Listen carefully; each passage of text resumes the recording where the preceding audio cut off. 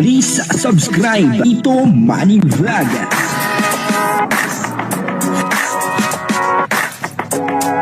Payagan po si Tito Manny Vlog na mag-reactor para pambiling gamot sa kanya pong karamdaman. Nakatiis etong isang charity vlogger, siguro napapanood niya na eto nga may mga sinasabi etong isang babae na minamanyak daw po siya ni Kalinga Pedro.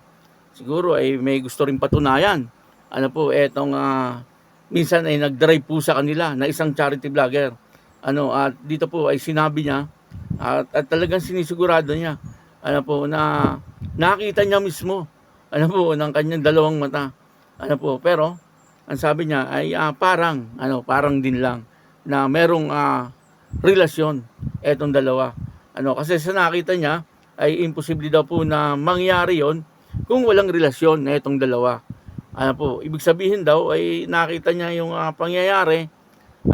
Alamin na nga natin kung ano itong pangyayaring ito na nakita nitong charity vlogger. Papanoorin po natin yung video at syempre bibigyan po natin ng konting reaction. Pero bago po yan, syempre ako muna po bumabati sa inyong lahat ng magandang umaga, magandang tanghali at magandang gabi sa inyong lahat mga kapatid. Saan man kayo ng panig ng mundo naroon ngayon ay mag-iingat kayo palagi at pagpalain kayo ng ating Panginoon. Maraming salamat din po sa patuloy na tumatangkilik sa aking YouTube channel at nanonood sa aking video reaction. Patuloy lang po natin suportahan sila Kuya Bal Santos Matubang, Kalingap Rob, at Edna Vlog, Jack Tapia, at syempre yung mga kasamahan ko pong reactor sa Kalingap. Ganun din po yung mga charity vlogger na Kalingap partner. O ito po yung video na kung saan ay may sinabi itong charity vlogger na minsan ay nag-drive kay Kalinga Pedro at dito nga sa babae na ang sabi ay minamanyak daw po siya. At dito nga po ay sinabi nung charity vlogger na etong dalawa ay maaaring may relasyon. Dahil po doon sa kanyang nakita. Papanoorin po natin yung video. At ang kabuuan po ng video ito ay mapanood po natin sa YouTube channel ni Kalingap Maymay. Ayun suportahan po natin Kalingap Maymay. Isang napakagandang reactor, Kalingap Maymay, pahiram naman nitong video clip mo. Ito po yung video, panoorin po natin. Relasyon sila sa buong mundo, pinagsigawan, ganun partner niya. Sa totoo lang po, isa rin ako na nakasaksi dyan na si girl, habang pinagdadrive ko sila nakasandal kay Papaiso. Hindi naman sasandal yun kung wala silang relasyon, di ba? Kung mag-best friend lang yun, o love team lang yun, dapat hindi sila ganun mag-acting sa bawat isa na nakasandal ka, sandal ka sa isa't isa, ibig sabihin meron kayong MU. Suportahan po natin Sam Ashley TV. At talagang napakagaling na isang charity vlogger ni Sam Ashley. Dito nga po ay may mga sinabi siya. Pero bago po yan, siyempre, suportahan din po natin Kalingap Maymay. Isang napakagandang reactor. At yan ay nakabase sa, walang alam kung Taiwan or Hong Kong. Palagay ko Taiwan or Singapore. Saan ka nga ba? Saan ka nga ba Kalingap Maymay? Basta yan ay nasa abroad. Si Kalingap Maymay. At yun na nga, ni-reaction na niya yung sinabi ni Sam Ashley. Kung gusto nyo mapanood ng buong buo, ang lahat ng ito ay puntahan nyo po sa YouTube channel ni Sam Ashley at saka ni Kalingap Maymay. At dito na, yun din ang topic natin. At yun na nga, sabi po ni Sam Ashley ay napansin daw po niya habang siya ay nagdadrive, etong babae ay nakahandig sa balikat ni Kalingap Edu. Ikaw talaga, Sam Ashley. Baka naman nakakatulog lang. Siyempre minsan tayo pag nakakatulog napapahandig tayo doon sa balikat ng ating katabi. Yan kasi ay masabi natin na nakakatulog lang nung gumising. Depende sa reaksyon nung pagising niya. Pagising ba ay nakita mo na parang nabigla, yung parang ay sorry, napahandig pala ako sa sa balikat mo. Pagka gano'n, ang pagising niya ibig sabihin ay napahandig lang. Habang siya ay natutulog sa biyahe. Pero kung yung pagising niya ay okay lang at napatingin pa siya doon sa kanyang katabi na para bang nangungusap yung kanyang mga mata, ibig sabihin niyan ay meron talagang mutual understanding yung dalawa.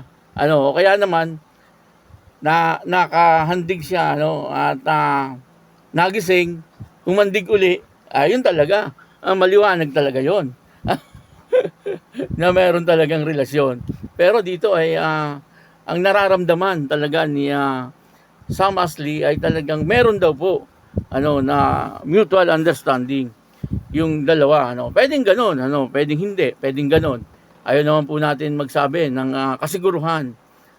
Siyempre ay ang tinitingnan po natin dito ay yung mga tao na nakakasama, nakagaya ni Sam Ashley. Ako po ay 80% na naniniwala kay Sam Ashley. At yung 20%, siyempre, parang nagdadalawang isip. Kasi ang isang tao, kapag talagang maingat, lalo na po pagdalaga, pagka ganyang nasa biyahe, hindi po basta-basta, lalo na kung ang babae ay sensitibo. Hindi basta-basta yan makikita natin na nakahandig sa balikat ng isang lalaki. Pero lang talaga, kung siya ay nagtatrabaho sa call center at talagang puyat na puyat, at nadamay pa yung call center. At talagang puyat na puyat, dahil sa sobrang puyat niya, hindi na po niya alam kung saan siya sasandal, at napahandig doon sa balikat ng isang lalaki, ay pwede. Pero kung hindi naman puyat, napahandig, ay ibig sabihin po niyan ay may relasyon. At gayon pa man, kahit naman po may relasyon or mag-asawa na yung isang lalaki at isang babae, ay hindi po natin pwedeng pilitin sa gusto natin mangyari. Kunyari, gusto kong makiabay doon sa aking asawa, kahit na asawa ko po yan, ay hindi po natin yan pwedeng pilitin na makipag-abay. Kaya lang, sa tingin ko naman po, hindi naman po umabot sa puntong ganon. Natural po minsan sa magbata, ay yung naglalambingan. Real talk po to, pinagdaanan naman po nating lahat yan. Siguro kayo ay ganon din, nagkaroon din po kayo ng boyfriend or girlfriend. Normal lang yon na minsan talaga ay tayo ay naglalambingan. At siguro, dahil sa paglalambingan na yon, ay ayaw siguro ng babae. Pero, mismo doon po sa Rapid Tool po ay inamin niya, na talagang minahal niya etong si Kalinga Pedro. Ito inaano lang natin, parang tinitingnan lang natin, yung sinasabi niya na siya ay minanyak. Ayoko naman po sabihin na hindi. Ayoko din naman po sabihin na oo. Pero kapag may relasyon, yung dalawa, ay pwede kong sabihin na hindi po minanyak. Baka nilalambing lang po siya nung lalaki. Kumbaga, sa ating mga lalaki ay baka gustong maka-score. Parang gano'n, normal po yun. Pagka girlfriend mo yung babae, ay mahina ka. Kapag hindi ka po nakahalik dyan, hindi ka po naka-score. Hindi yung score na huwag naman kayong ganyan. Hindi yung score na yung kaagad, hindi yon. Yung lambing-lambing lang. Yakap-yakap, di ba? Kiss sa pisngi, kiss sa lips. Yung ganun lang. Yan po ay parang normal lang sa isang magbata. Lalo na mga kabataan ngayon ay talagang medyo iba na ngayon eh. Mapupusok. Kumbaga, pero hindi naman po natin sinasabi na nagsisinungaling si babae. Ito pong sa akin ay puro opinion lang ito. Kumbaga, tinitingnan po natin talaga kung totoo or hindi yung sinasabi ng babae. Kasi mahirap naman basta maniniwala tayo eh. Di po ba? Wala naman po tayo doon sa pinangyarihan. At sila lang po ang naandon. Alangan naman po na magsabi tayo ng hindi, magsabi tayo ng oo, ay hindi naman po natin nakita. Kaya siyempre, magbabase po tayo doon sa mga lumalabas na reaksyon ng iba. Ano po? At pinagdudugtong-dugtong po natin. Ano, na ito ba ay gawa-gawa lang? O ito ba ay gusto din niya, napilitan lang na ilabas kasi dala ng galit or dala ng selos? Yung mga ganun po ba? Ano, ito ay parang ano ko lang, example. Wala tayong tinutukoy dito. Ano po? Kaya hindi po natin alam kung ano po yung katotohanan. Pero ito po ay puro opinion lang at haka-haka. Ano po? Pero maliwanag po dito, nagsalita itong si Sam Ashley na sa kutob niya or sa naramdaman niya at nakita ng kanyang dalawang mata na meron pong namumuong relasyon dito sa dalawa. Ano po? Kaya yun, at kayo na po ang bahala. Kung ano po ang nasa isip nyo, kayo na po ang bahala. Ano po? Ako po si Tito Manny Vlog na nagsasabing God bless you all. Diyos mabalos.